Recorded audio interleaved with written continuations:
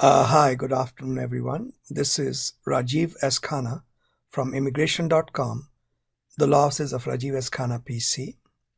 This is our bi-weekly, every other week phone call. We do this every Thursday. I will answer the frequently asked questions first, invite follow-up questions, and then proceed to answer all the questions that have been posted in our forums. I do not believe I will have time for new questions today, so we will finish the questions that have been posted and their follow-ups. Let me double check that you guys can hear me okay. 1 second. The conference is now in conversation mode. Can you all hear me okay, guys? Can you all hear me? Hello? Yep. Yes. Okay, thank you. Okay. The conference is now in presentation mode. The first frequently asked question has a lot of sub-questions, but it's important to address them because I think these are common questions. A lot of people are going through this. So once you have filed your downgrade or any kind of adjustment of status for an employment-based case, what are certain things that often crop up? For example, maintaining your H-1B status after getting the EAD, changing jobs, what if you're unemployed during that time, what if you want to start your own business, etc., etc. So let me see if I can clarify that for you. After 6 months of I-140 approval, this is question number 3. I've marked it as a frequently asked question. So after 6 months, your I-485 is pending. Doesn't matter whether it's downgrade or regular. After 6 months of I-140 approval and I-485 pending with USCIS, actually the time is 180 days. 180 days is a little bit less than 6 months. Okay. So after 6 months of I-140 approval and 485 pending with USCIS, once I switch job to a new employer and use my EAD, AP, should I have to come back to my employer? This is either I have lost my comprehension or there is something missing in this question. If I switch my job to employer and use my EAD AP, should I have to ever come back to my employer? Oh, I see what you're saying. So what you're saying is, if I have filed my I-485 and I-140, I-140 is approved, 485 has been pending 180 days, and I change jobs, do I ever have to come back to my old employer? The answer is no. The idea of AC-21, American Competitiveness in the 21st Century Act, American Competitiveness. So that's the name of the law. AC-21 says, if your I-140 is approved and 485 has been pending 180 days, it's important to remember this language. I-140 approved and 485 pending 180 days. Let's calculate the time real quickly. Let's say I file my I-140 and 485 together. It's a downgrade or a new case, doesn't matter. If your I-140 is already approved, it's different. But if you're filing it concurrently, and let's say my I-140 gets approved after 100 days. Remember the language? My I-140 is approved and my I-485 has been pending 180 days.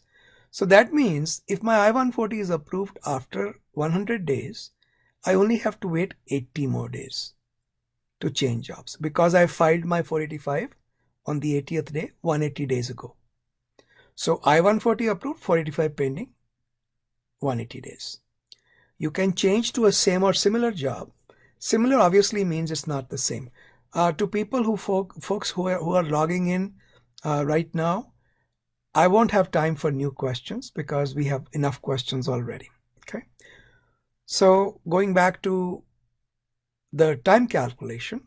So once your case has been pending, 485 has been pending 180 days, you can change to any employer with the same or similar job description. Does similar include promotion? Yes. What if my technology changes? Let's say I'm going from mainframe to Java. That was a question asked of me in one of my consultations today. And the answer is, I think it's okay because it's the nature of the job. If you're a developer, whether you are developing in Python or JavaScript or Java or any other language. How does it matter? You're a developer. The nature of the job did not change. At this stage, 485 pending 180 days, we are concerned with same or similar job. I think it's a similar job, if not the same. Okay, so the first question is, do I ever have to go back to the old employer if I changed employers after 180 days? The answer is no. But if you want to, you could. Any rough estimate of Indian nationals waiting for green card who have approved I-140 till at least 2015 or beyond? I have no idea what you're asking me, but I think you're asking me about the statistics. And if you go to the USCIS website, they release annual data. You can look at what is pending, what is approved. Number 3, what happens if I stay unemployed after using EAD for some days before I receive the green card? Is my I-485 denied? No, not at all. So here is the interesting thing about AC-21. AC-21 says, once your I-140 is approved and I-485 has been pending 180 days, we will leave you alone until we are either close to making a determination on your case or for whatever reason. When we ask for a job confirmation, at that point, you've got to have a job or a job offer, one of the two. Remember, there's a difference between a job and a job offer. So let's take an example. I filed my I-140 and 485 together, whether downgrade or whatever. After 100 days, my I-140 got approved. I got laid off after 100 days. My I-140 is not yet approved. This is dangerous. I'm sorry, my I-140 is approved. My 485 has not been pending 180 days. So once again, filed I-140, 485 together. I-140 approved after 100 days. I got laid off. I am unsafe until 80 days more have gone by. If my employer revokes my I-140 on the 181st day, I am protected by AC-21, even though I was not working for that employer. Because the language of the law is I-485 remained pending for 180 days. Whether you were off job, in between jobs, it doesn't matter. If you get laid off on 181st day, you are absolutely safe. Because if the government sends you an RFE, you have to produce a job or a job offer. They give you 87 days time. So you'll have plenty of time. AC-21 therefore protects you from these layoff periods and periods between changing jobs. Okay. Fourth question, is it possible for me to go back to the same employer? Absolutely. No problem. Can I start my own company? This is more complicated. The theoretical answer is yes, you could port your job over to your own company. Why not? But why does it get complicated? Because they are looking for a good faith job offer. If you are the owner of the company, they could come up with this idea that this is not a real employer-employee relationship. On top of that, you could be in a situation where the nature of your job changes completely. For example, let's say your job was filed as a software developer. When you are running your own company, you may become the CEO. You're not dealing with technology at all. So there is no relationship between the two jobs. Is it a same or similar job? Maybe not. So therefore, there are complications in using your own company to do the job. What if your wife owns the company? I think that's a little better situation. But why do you want to risk something like this? I was telling another client today, I said the trick in working with the government is you don't try to win an argument, you try to avoid an argument. Smart thing is to not get into an argument because arguments cost money and are risky. Therefore, try to not open with your own company, your AC-21 case. But if you have to and you're stuck in a situation, talk to a lawyer. Figure out what the government's current thinking is, because remember, government's thinking evolves. There could be cases that have come out or decisions or directives that could affect the outcome of your case. Okay. Why do people maintain H-1B status even after they get EAD? Very good example of this is a client of ours in Minnesota whose AC-21 was denied because he left his employer after 170 days of 485 pending, not 180 days. Minnesota office of USCIS denied his case, saying you left the employer before 180 days. We argued that, wait a minute, the law does not require him to hold that job for 180 days. The law just says I-140 approved and 485 pending 180 days. So even if he had left the very next day, he would be safe after he filed the I-140, or even one day before he filed the I-140, as long as the good faith intention was there. So the government did settle. They backed off. That case went out of the court. So the point here is that it isn't required that you must hold that job for 180 days. It's the safe thing to do.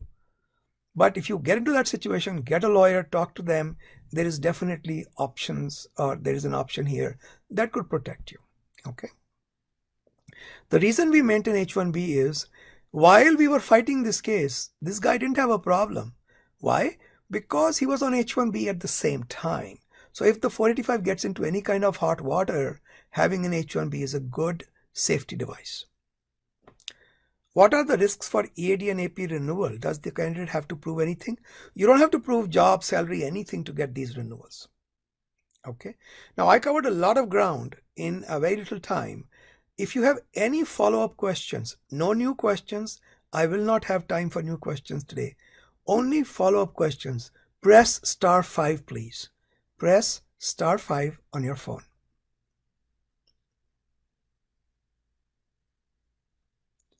Either you guys have understood everything, or there is nobody with this problem here. Okay. Maybe I've covered it completely. Let's see if there's another frequently asked question. I know there was one for sure, and that I covered. Obviously, I don't have a second one. Okay, so let's go back to our regular questions list. Let's begin with question number 2. So this is, our team has indexed is maintaining green card status outside USA during COVID-19. Does green card issuance or date of departure starts the 6 months allowable period? You know, it's a very odd situation. I've had this happen once before, and I would want you to have it double checked, but this is my opinion. So let's say you have your I-485 pending. You traveled outside the United States using advance parole. You left in January. While you were in your home country, let's say India, 4 months later, your green card got approved. So February, March, April. In April, your green card got approved. Now, the law says if you've been outside USA for 1 year after your green card, after you got your green card, you would be considered to have lost your green card. I actually had the government come back and tell me, we are going to start the 1 year period from the date he left the United States. I never got to actually participate in that case. I was asked my opinion, and my opinion was obviously not the opinion of the government. The government said, no, we are going to start counting it from the date he left the United States. And I thought that was a ludicrous assumption, because the law clearly requires me to have a green card and then be outside USA for 1 year. Whereas they are saying you have a green card and you've been outside 1 year. I think it's incorrect. I don't think it's correct, but that's what I have seen them do, at least in one case. So I would want you to double check it, not take a chance. And I think it would be a good idea once the sources of once the channels of communication open up with Mr. Biden, as we used to do in the earlier administration. We used to create a petition. Maybe one of you, or if you want me to, I can do it. Create a petition, because this is a common situation. It's a situation that occurs for parents who've gone outside, people like you who traveled and they got stuck. So in other words, the State Department must make accommodations, and the DHS must make accommodations for people who are either unwilling or unable to come back. Unwilling because COVID is risky. If they have a unique health situation or they just don't want to take a chance, can we not make any accommodations for them? Especially if we can prove this is not for any improper purpose. So I think government should make, right now they are not making any accommodation. They are saying that if you are outside 1 year, your green card is gone. But double check this. I think their iteration of the law is incorrect. Okay. So let me just read the question very quickly also. I left USA in March 2019. 485 was in process. I had an AP.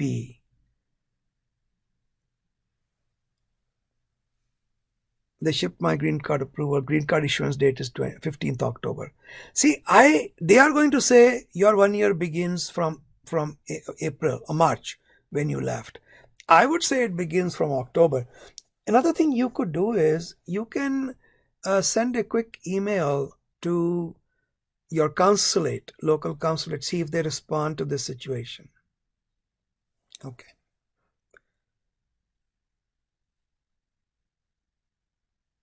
Having car, bank accounts, etc. may not be enough. And especially if you've taken up a job in India, that could be another problem.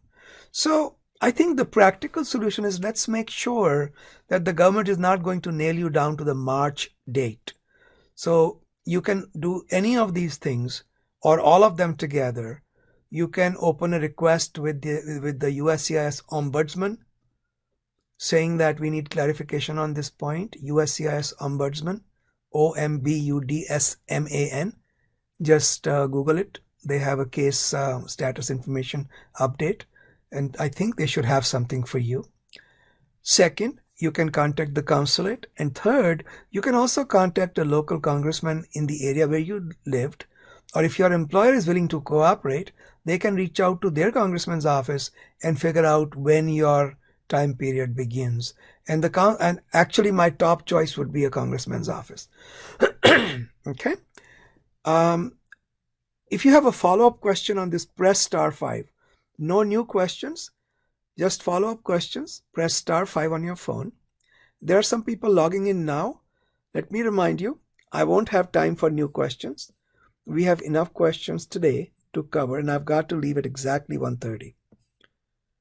Okay.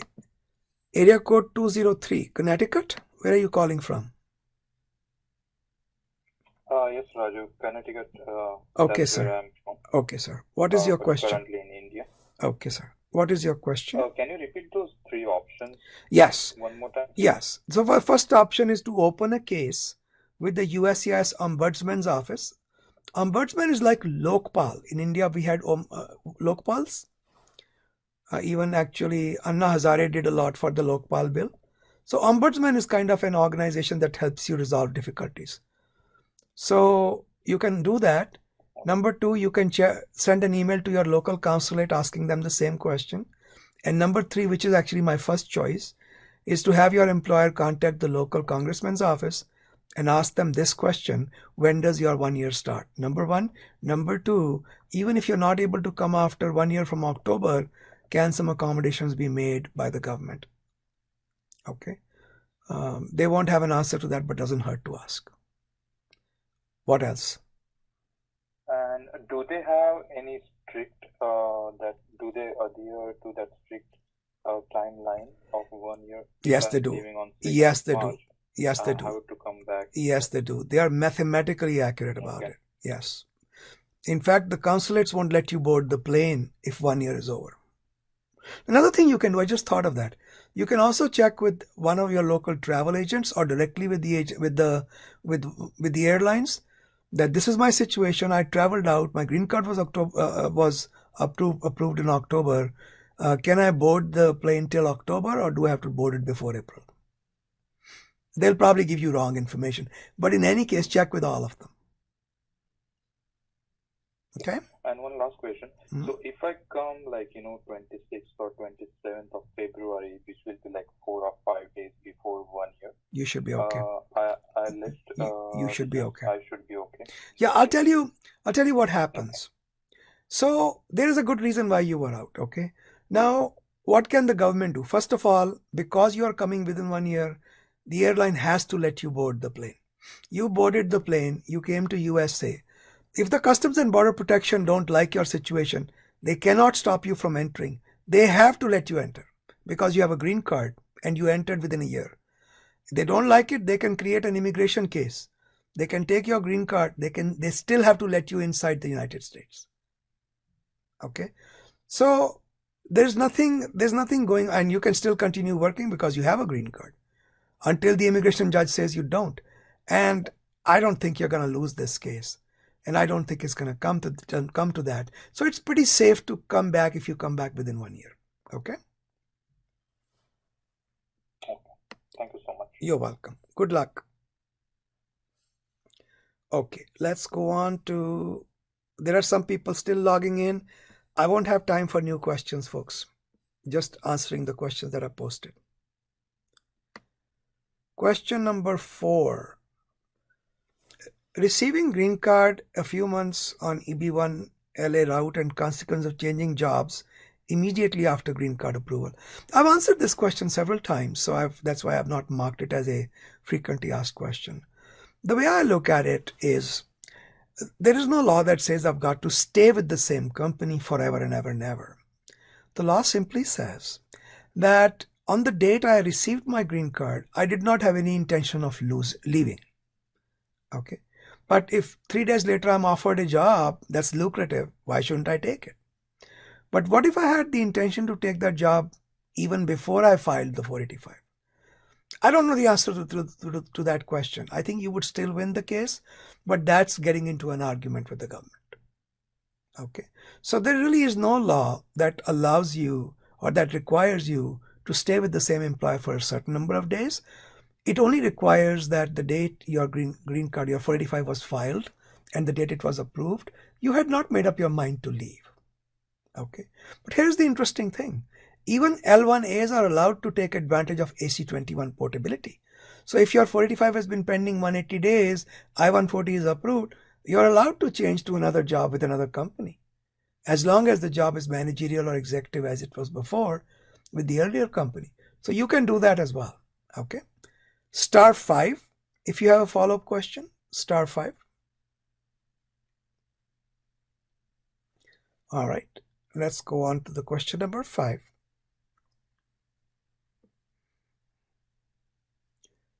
So somebody gets laid off on H1. What are the repercussions? F1 pending 60-day grace period. Okay.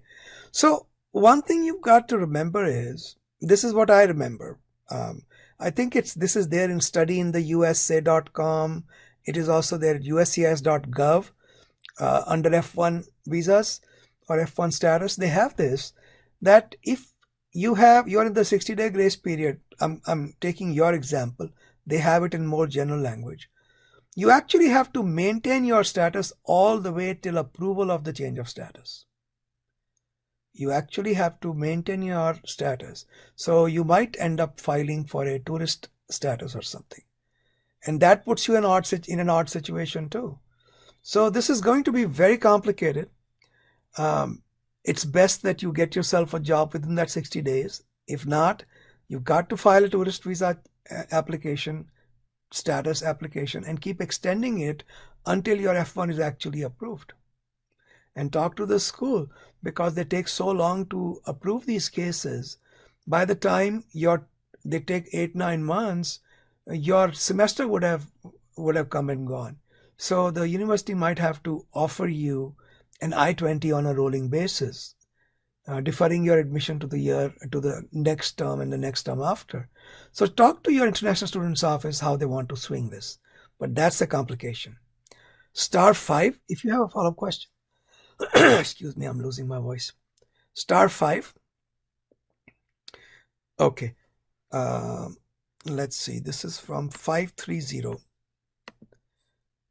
530, where are you calling from? Hi Rajiv sir, I'm calling from California. Yes, ma'am. So I just wanted to know, so after this, like in case the 60 days get over, so does that mean, like, if the F1 is still not approved, or if it does get approved, then I will have to wait for CPT for the new employer? Okay, right now we were discussing status. So the CPT is a different issue altogether. So first of all, just because your F1 is pending, you may not be in status because F1 could be deferred 9 months down the road. So that's the problem here. Okay. But yeah, you cannot start a new job until you get the CPT sure. Okay. Okay. So I will have to file for travel visa, you're saying, so that just to cover up that period. Yes, ma'am. Either of them get approved. Yes, ma'am. And even that is not guaranteed. Thank you so much, sir. Yes, of course. 1 second, don't leave. And even that is not guaranteed to work. I have seen some, of course, now under President Biden, things will change. But under Trump, we were getting the weirdest RFEs. I'll give you an example. I got an RFE that said, well, why are you asking for a tourist visa? Tourist visa is only for rest and recreation. So I said, okay, this guy is staying at home. This is the first time in 3 years he's got a vacation. So obviously he's also doing rest and recreation. So it's very odd the way they have been trying to corner people and even people who want to be here legally. Keep that in the back of your mind. So when you apply for a tourist visa extension, mention by all means that, I'm waiting for my student visa. In the meantime, I'm relaxing, watching TV and doing yoga and cooking. Why not?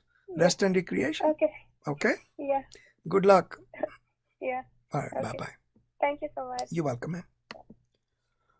Okay. Yeah, they come up with the oddest things, man. I've seen some weird stuff from the USCIS.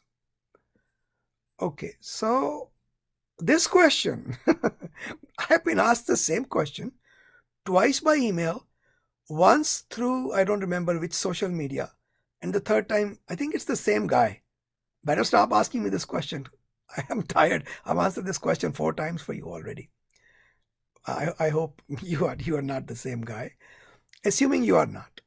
So the question is, can I invest in real estate property, stocks, day trading, etc., etc.? What impact does it have on, actually, you're not the same guy. I take it back.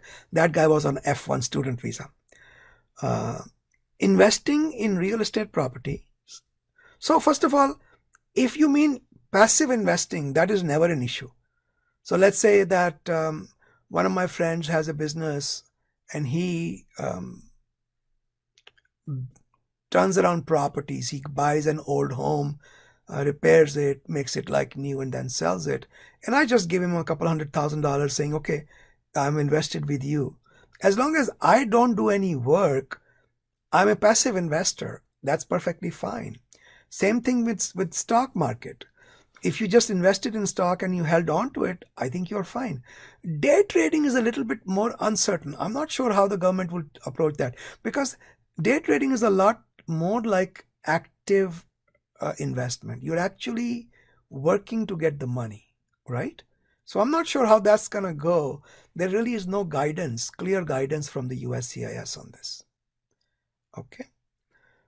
So now if you have an EAD, employment authorization, let's say on 485, you could do all of these things, but you would fall out of H-1B status, which is okay, not the end of the world. You can always go back to it eventually if you want to. But trading on an EAD is perfectly acceptable. Anything you want to do is perfectly acceptable. As long as you are keeping your job straight, whatever else you are doing is perfectly fine. With an LLC, without an LLC. Real estate property, I am not going to advise you on the business angle, but normally people do go through an investment device of some kind. You should talk to a local lawyer about what is the best way for you. Immigration law-wise, I'm not sure it makes any difference for me, but for your protection from liability, it might make a difference. Okay. *5 if you have a follow-up question on question number 6. Press *5. Okay. Let's go to question number 7. So somebody is stuck in India. They had to leave, could not file the 485, but the employer does not want to change it to consular processing. Okay.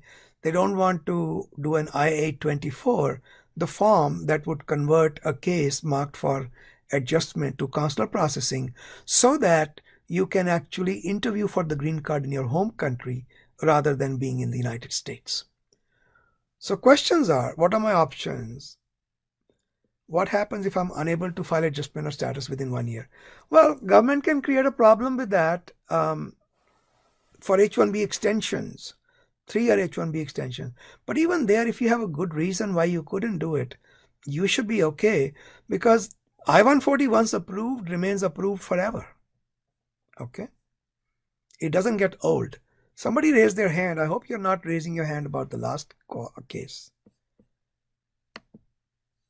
Area code 210, Texas. Is that you? Is that Texas? Yes, Rajiv. Thanks for this question. So yeah, I just had a follow-up from what you just said. Okay. So what happens if, you know, the priority date is current, say, for a couple of months, and it's available to be filed, you know, based on the filing date chart, but then, you know, after a couple of months. So in this case, from October to December, it was available to be filed, but starting January, it's not. Right. So what happens in situations like that, or if it retrogresses or, you know, goes back? In that case, will we continue accruing that 1 year? No, no, you would not. You would not. I don't think you would. See, this is a complicated issue, so I don't remember all the nuances off the top of my head. But I'm pretty sure there is a memorandum somewhere from the government, and if I remember correctly from what I read, it said that every time your date retrogresses, the 1 year begins again. Okay, so would that same thing apply if it? So let's say that 2 months your dates were current, you did not apply. That's fine. You don't have to explain why you did not apply. And let's say that 2 years later the dates became current again. The 1 year will start again. And if it stays current for 1 year and you don't apply, you'll have to explain yourself quite thoroughly. And the reason being outside, you know, the US or not having a H1 or L1 to get back to the US, would that be a good? I think so. I think so. Absolutely. Because that reason is questioned only in the context of an H-1B extension, not in the context of a green card. I can delay my green card filing as much as I want. Nobody can stop me from doing that. It's just that if I want to get H-1B extensions, I've got to be able to explain why did I not file my AOS within 1 year of dates becoming current. Okay. Okay. Thanks. Okay. Yeah, you can stay on the line. These are your questions. Did you post them or somebody else did? Yes, Rajiv, these are my questions. Yeah, so stay on the phone. Let me just go over the rest of them. Okay. Okay. Is there anything else the employer can do to help me buy time? We don't need that. Can I wait to file AOS when I'm in? Yeah, absolutely. Even if it takes a few years, absolutely. Now, remember, the laws can change. And service could also take the position, hey, why were you not in the US? Was the job still going on? Did the job get interrupted? Did you lose the job? Because if there was even 1 day interruption in the availability of the job, even if you're not doing it, in the availability of the job, your green card is gone. Okay. But can you carry that priority date over to another employer? Absolutely. So another employer can do your PERM and they can just carry your priority date to their I-140. So imagine if you do a green card in 2021 or 2022, it would still carry the priority date of your old case. That's pretty good, right? So even that benefit is good. Okay. So in that case, Rajiv, so if I were to do that, like if I allow. I'm listening. Go ahead. Yeah. So if I were to switch jobs, you know, this would that my new employer could file a new PERM and I-140. Right. But when I, you know, have new employment, can I still take, you know, my current I-140 forward? Like, can I take the green card process forward, file adjustment of status using the I-140 from my previous employer? Previous at that time. If the old job is still available and there was no interruption. Yep. Yeah. Okay. And if that's the case, what would I need from my old employer at that point? Just a letter? No. You need a job with them. You need a proper job with them, not just a letter. That would be fraud. So it's got to be a proper job. Right. what I mean is to support the fact that the job is still available. What would I need from No, them? if they question it, you would need a very detailed explanation. What happened? What were the circumstances? How did the employer keep the job open? I'm a little constrained for time. I've got only about 25 minutes to go through 8 more questions. So I'm not going to be able to do all your questions in detail. All I can tell you is that this is possible. There are several angles here. You can approach it with whichever lawyer you choose to work with eventually, but you do have options through the new employer, through the old employer. And I'm not sure why they're not filing an I-824. That's crazy. Yeah, I mean, their explanation was wanting me to get back to the US on a H-1B, but unfortunately they're not ready to file a cap exempt H-1B either at this time. So I don't know if they want me to go through the lottery and hence, my... You don't have to. You are not subject to the lottery. Yeah, Okay. that's my understanding. Where I think a policy, for some reason, they are not doing it right now. Yeah, well, okay. Let me just run through. Is the presidential proclamation, does that stop us from filing a new cap exempt H-1B at this point? Sorry, For what was? cases like me, or can the employer? So you were breaking up. No, what I was asking is, Go ahead. Go ahead. yeah, what I was asking is, so you said I'm eligible for a cap exempt H-1B. Given the presidential proclamation, can they go ahead? Can my employer go ahead and file a cap exempt H-1B These at are this point? these Or are is two that different not issues. an option? No, wait. You're conflating like 3 different issues together. 2 are obvious. One, getting an H-1 approval and getting an H-1 visa, they are 2 different things. So can you get an H-1 approval? Definitely. Can you get an H-1 visa? That depends upon the state of the proclamation. Are you going to be able to travel? That depends upon COVID. So these are different questions. But you should go for the H-1B approval. Okay. Let me run through the rest of your questions real quickly. So immigrant intent does not matter for H-1. H-1 is allowed to have immigrant intent. Tax filings needed for adjustment of status? Well, if there was an interruption in job, obviously there is no tax returns needed. If you were not here, how are you going to get your tax returns, right? So that's okay. You could do an adjustment of status without having continued tax returns. Okay, let me run on to my next questions. Good luck to you. Okay, the next is, excuse me. Currently, I'm on a J1 and PERM application is processed. Type of waiver. Well, there are only 4 types of waivers. J1 waivers, right? Hardship, asylum type, request of a government agency, and what was the 4th one? Request of a government and no objection from the home country. So it all depends upon the kind of J1 you have. So if you have a Fulbright J1, almost no waiver works. If you have any kind of a J1 in which you received substantial amount of money from the US government, directly or indirectly, you may have a very hard time getting a waiver. So it depends. I can't really answer that question in the abstract. I can't answer that question in the abstract. It all depends upon your case. Press *5 if you're on the phone. Press *5.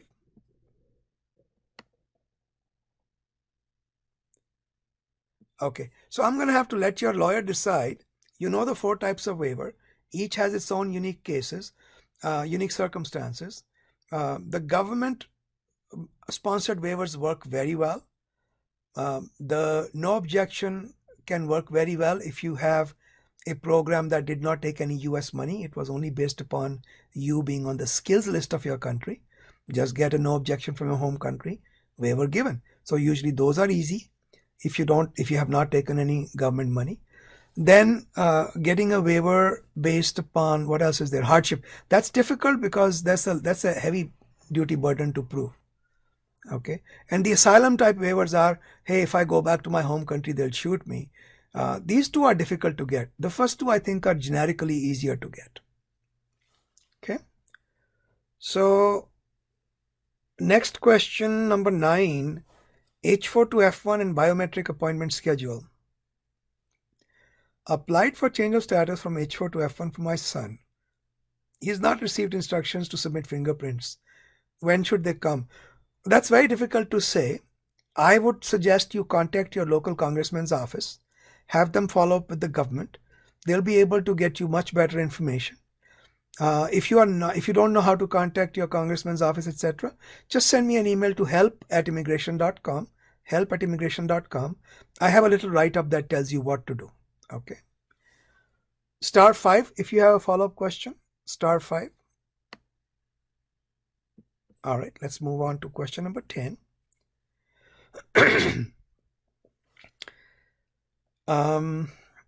Oh, you are welcome. He's just saying thank you. Okay, I'm on my CAP exempt H-1B. Wife is on H-4 EAD. Can she work with any organization? Does it have to be non-profit? No. She can work with any organization. Can she get a CAP subject H-1B? Absolutely. She wants to go through the quota? Absolutely no problem. So yes, she can work on her EAD with any company, profit or non-profit. That doesn't affect you. And yes, she can apply for an H-1B CAP subject. *5 if you have a follow-up question on this, press *5. Okay, let's move on to question number 11. Unemployed on H-4 filed I-485 AOS as a principal with supplement J. Okay, that's fine. Currently unemployed on H-4 filed my 485 AOS as a principal applicant with supplement J provided by my previous employer. Do I have to join the sponsoring employer after filing AOS? The answer is no, as long as you have the intention to join them. Good faith intention, not just made up one. If you honestly want to join them. Okay. And you have to join them with no intention to leave, not just for a few days. In spite of providing the supplement J to be able to file my AOS, if sponsoring employer later withdraws my I-140, then my I-485 will become invalid. Yes. Can I start my new green card from a new employer and retain the priority date? Yes. You can retain the priority date, and if your I-140 stayed approved for 180 days, you can also retain the right to get your H-1 extension beyond 6 years with any employer, even if the old employer revokes your I-140. So priority date, without question, you can keep. You can also keep the additional benefit of H-1 extension. Can I start a new green card application in parallel? Sure, why not? I would not even file your 485. If you told me I have no intention to join them, I would say don't file. It's fraud. Don't file 485. It's not worth it. If I-485 gets denied, can I join a new employer, start a new green card? You can. Well, if your green card is denied, there is some question here. And again, I take issue with the government. I think they are wrong. And I would like them to explain it to a court one day. The government takes the position, if a green card is denied, everything connected with that green card is extinguished. It's extinguished. And I think that's incorrect. I think I should be able to keep my priority date. I'm telling you what they think, and I think they are wrong. If push comes to shove, by all means sue them. *5 if you have a follow-up question. *5. Okay. Question number 12. How to ensure application in process and get a number? So there's the delay. Everybody is facing delays. Cases that we filed in October, we are getting acknowledgements of them in January. So even to issue receipts, they are taking November, December, January, about 4 or 5 months easily. Okay. I'm a US citizen. You too, you are a US citizen, easier solution, contact your congressman's office, have them follow up the paperwork for you. Okay. *5 if you have a follow-up question on this. *5.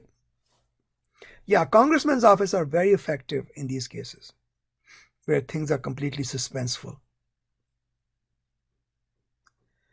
So spouse currently on H-4 applying for F1, both I-140 is approved. Will not going on an H-4 EAD create issues? But first of all, in order for a spouse to get a green card through you, They don't have to be on your derivative visa status. So an F1 spouse could get a green card through her spouse even though she's not on H4. Let's have that clear.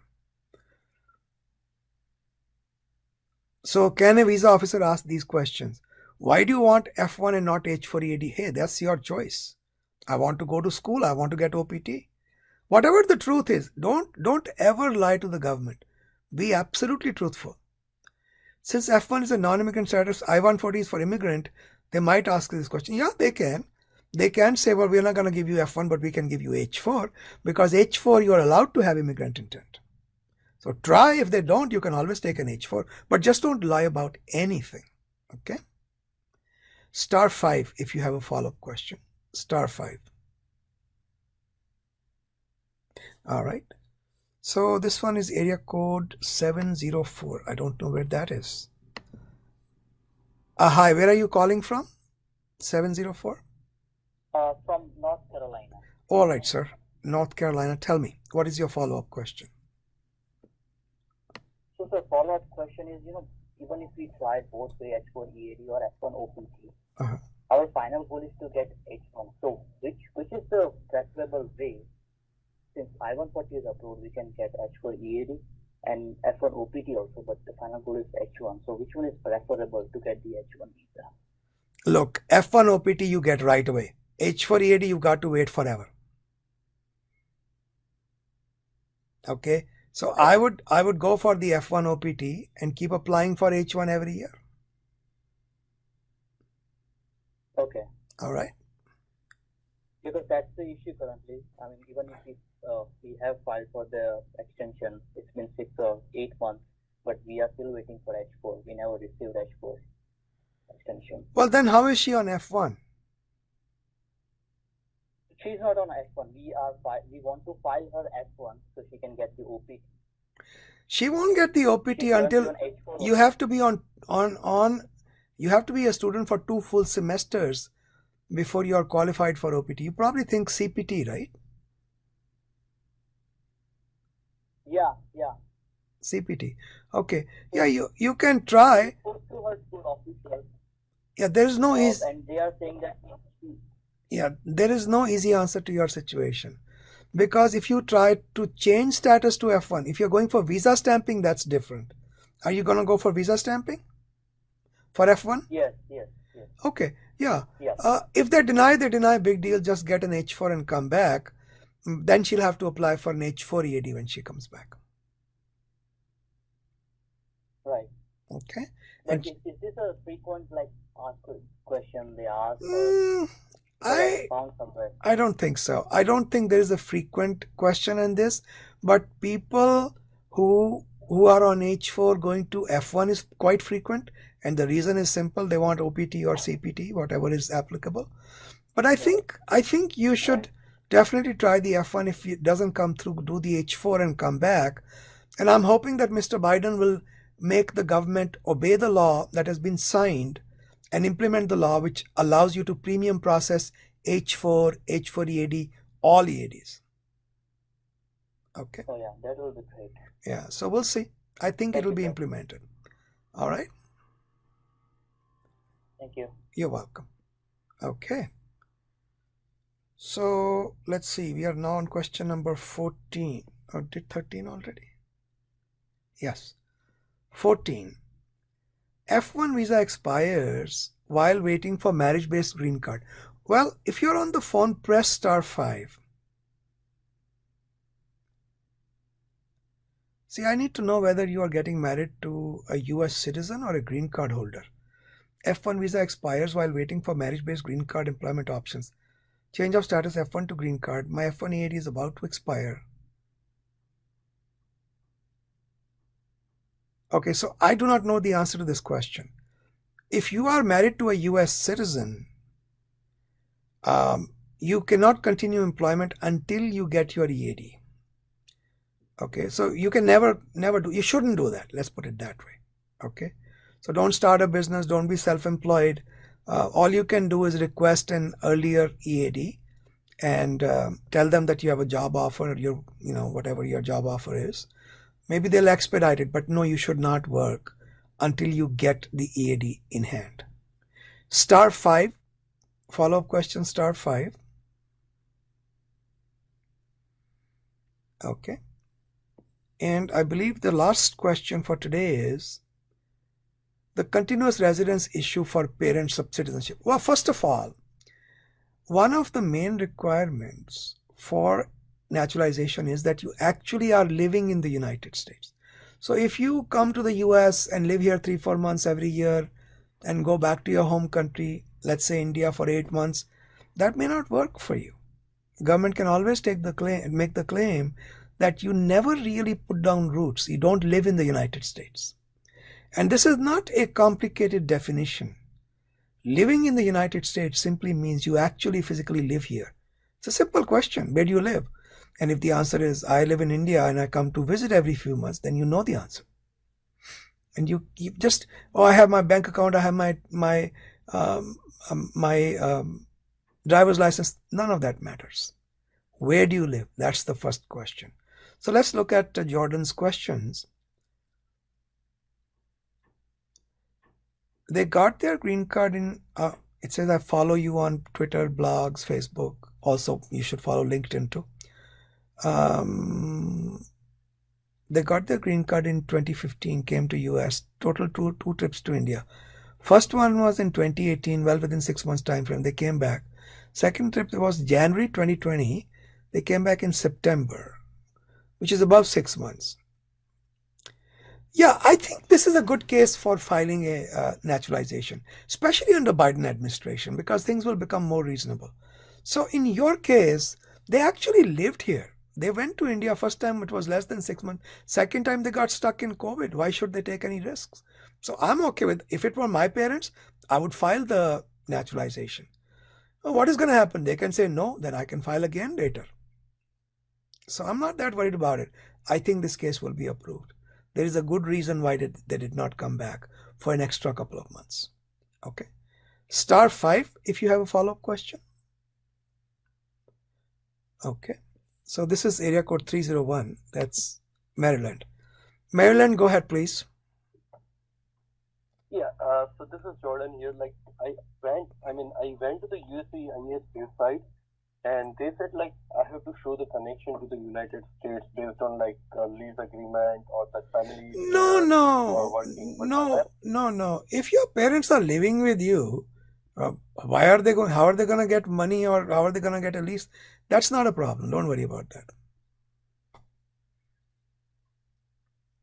Okay, then I think I should go and I will go ahead and file the... Absolutely. Go for it. Okay? Thanks a lot. You're welcome. Okay, guys. To make the best use of our time, we have 8 minutes. Raise your hands. Press *5. I'll be only able to answer the questions that I can in the next 8 minutes. Then I've got to go. And I will go with whoever logged first. *5. Press *5 if you have follow-up questions or any questions at all. Not follow-up. Any questions at all? Okay, that made my life easy. We only have 2 questions today. Oh, 3. You logged in first, so I'll go with you first. I don't know how many I can answer. So I just unmuted. Let's see. New York. New York, go ahead. Hi, Rajiv. Thanks for taking my question. My question is, my wife and myself both are on our individual H1, and both of us have our I-140 approved. So I'm just contemplating if it's a good idea to switch to EAD, H-4 EAD, using my wife's approved 140. So if I do that, will I be able to come back to H1 later if I need it? Or on the other hand, will my H1 be invalidated if I continue to be on EAD for 6 years? You have your own I-140 also approved, right? That's right. Okay, so you never have any risk. You can always come back on H1. This is a non-thinker. Do whatever you feel like doing. You can come back on H1 anytime you want. Okay? even beyond 6 years? Because you have an I-140 approved, you can keep getting H-1 extensions. Okay. Good luck. Okay. Yeah. Okay, I'm just trying to, I'm gonna hurry this along as much as I can. So this one is Texas. Texas, go ahead. Texas.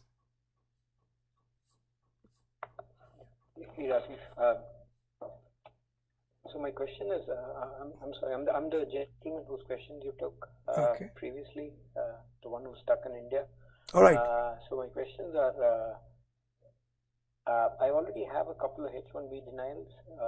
So my question is, if I were to do a third, if the employer were to file a third H-1B, for the same employer and the same client and same project, is that a good thing? What were the reasons for the denial? Unfortunately, the employer doesn't disclose. Yeah, so I can't diagnose the patient without knowing the disease, right? So can't answer that question. Sorry. Okay. If the ground for denial can be overcome, you can file with the same. If they can't be overcome, then no point. I gotta go on. Make it quick. Okay. And if the H-1B that he files is approved, is there a risk of me being denied a visa? Because there is always a possibility. There is always a possibility of denial of H-1 visa. I can't assess the case without knowing the facts. Talk to your lawyers. Okay. Let me go on to somebody I can help. I can't help you much. You're gonna have to talk to your lawyers. It certainly can be done. I don't see why not. And visa can be denied, but even that can be overcome. Depends upon the case. Okay. Okay, last question of the day.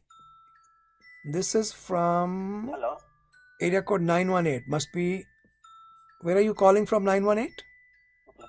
Yep, I hear you. You said hello? The phone number is, sir, the phone number is 918. It's Oklahoma, but right now I stay in Memphis. Acha ji. Okay, no problem. Tell me what is your question. Yeah. So I actually joined the call late. I was the second question guy. I hope you answered the call. I did. Maybe I'll. Yeah. Okay, thank you. You're welcome. Other than that, I have only one question. Okay. So when I'm in a H-1B employer vendor client model, and I have 2 more years of I-94 left, and Okay. I was recently off the project, like 2 days ago. Okay. Okay. Mm-hmm. So now I'm in search for the new project, and I'm about to get remote project. So how does if I get remote project, I need to H-1B amendment again? Yes. Completely remote project. Yes. It will be an H-1B amendment. Even though I stay in the same MSA. I am always very hesitant for people to start thinking that just because it's in the same MSA, you don't need to amend. I would say 9 times out of 10, these cases should be amended. If you were working in-house, it might be different because, contracts change. When the end client changes, we don't know how much control the end client has. So don't take that chance. File the H-1B amendment. Okay? Okay. Yeah. Good luck. Texas, I got 3 more minutes. Go ahead. So the grounds of denial are important. If it is something that can be overcome, I wouldn't mind doing the same case 7 times for the same end client. No worries. Okay. Texas? Yeah, and the I-824, can it be filed by me? No. File it, or does it only have to It's be the employers. They are asking for a duplicate to be sent to India. It's the employer's case, not yours. Okay. Got. And the last thing is, if the employer files a cap subject H-1B and if it's denied, so a different employer or the same employer, they can still in the future file a cap exempt H-1B, right? So that doesn't impact the cap exempt. Yeah, it does not. That question is contextually irrelevant because you should not be subject to a quota. Okay. Good luck. Gotta go. Folks, it was great talking to all of you. I wish I had a little bit more time, but we were able to cover everybody's questions. Take good care, and I'll see you in 2 weeks.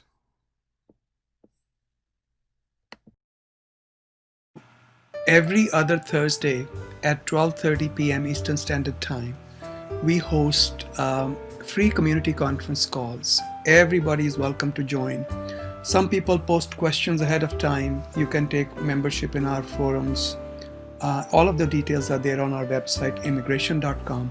You can take membership ahead of time, and it's instantaneous. It happens right away. And post your questions beforehand, or you can just log in. The phone number and all are provided: 202-800-8394, 12:30 Eastern Standard Time every other Thursday. We have free apps for both Apple iOS platform for your iPhones and iPads, as well as for Android. Just look for immigration.com, the period dot, and the application should show up.